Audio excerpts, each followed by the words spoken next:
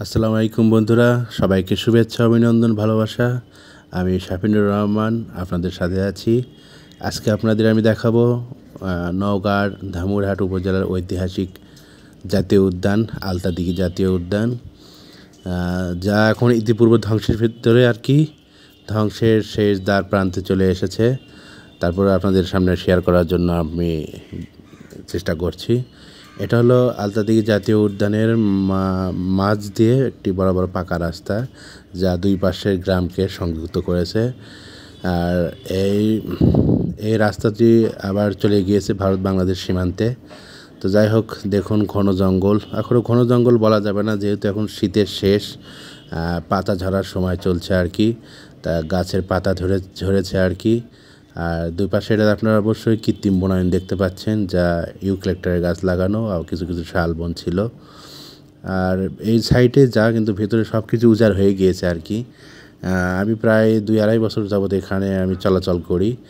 আগের তুলনায় এখন আলতাদিঘিতে জঙ্গলের পরিমাণ খুবই কম, যা আপনারা এই ভিডিওতে দেখতে পাচ্ছেন। আমরা আগে দেখেছি যে দিনের বেলা যেতেও এখানে খুব ভয় লাগতো, মানে এতটা ঘুটঘুটে অন্ধকার ছিল আর কি। মনে হচ্ছে যেন বাইরে অথচ 40 ডিগ্রি 35 ডিগ্রি তাপমাত্রা চলছে, কিন্তু এখানে ভিতরে এসে 20-22-25-এর নিচে।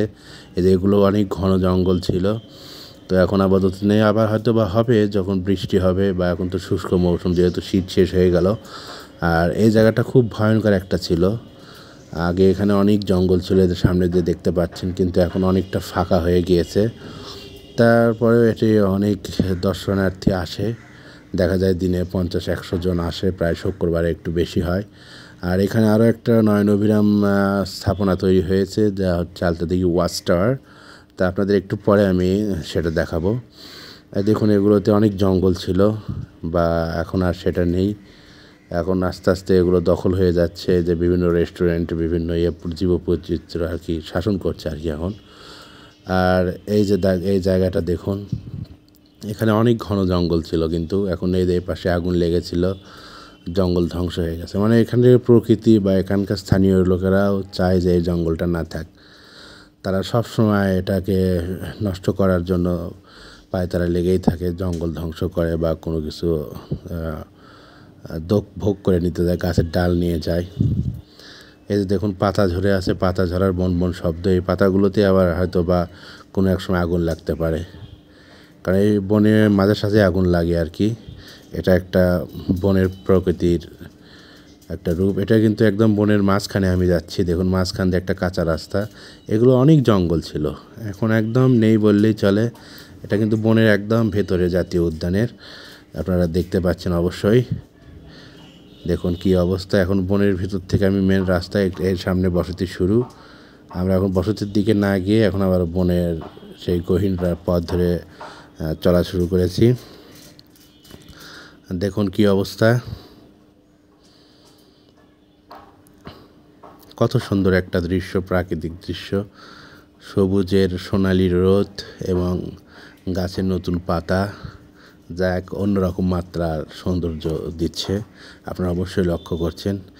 তা আপনারা এবার ঈদের ছুটিতে এখানে আসবেন। ঈদের পরে এখানে একটা 3 দিনব্যাপী সাংস্কৃতিক অনুষ্ঠান চলবে। এখানে বিভিন্ন জনপ্রিয় অভিনেতা এগুলো আসবে। দেখুন জঙ্গল, আসলে এগুলো যখন বর্ষাকাল আসবে তখন এগুলোতে অনেক গাছগাছরা জন্মাবে, তখন আরও একটু ভয়ঙ্কর। এই যে উঁয়ের ঢিপি দেখতে পাচ্ছেন, এগুলো দেখুন। এখানে অনেক জঙ্গল ছিল, এদের সামনে দেখে ফাঁকা হয়ে গেছে আর কি। আবার আশা করা যাচ্ছে জঙ্গল হবে এবার বর্ষা মৌসুমে। মেন এই জঙ্গলটা বৃদ্ধি করার জন্য অবশ্যই জনসাধারণকে প্রবেশ নিষেধ করতে হবে, স্থানীয় জনসাধারণকে। তারা বনের ভেতরে গিয়ে অনেক সময় কাঠ সংগ্রহ করে বা গাছপালা, এগুলো বেত গাছ আর কি, যেগুলো দিয়ে বিভিন্ন ধরনের অবকাঠামো তৈরি হয় আর কি। দেখুন, আবারও আমি গহীন বনের ভিতরে প্রবেশ করেছি, আপনারা দেখতে থাকুন।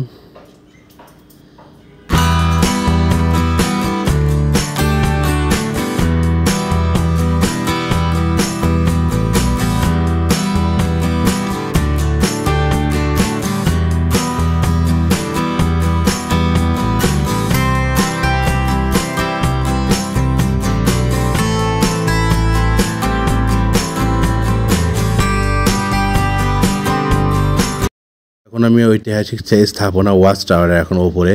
এটা হচ্ছে সেই ঐতিহাসিক আলতা দিঘি, যার দৈর্ঘ্য প্রায় 1 কিলোমিটার এবং প্রশস্ত প্রায় 500 মিটার।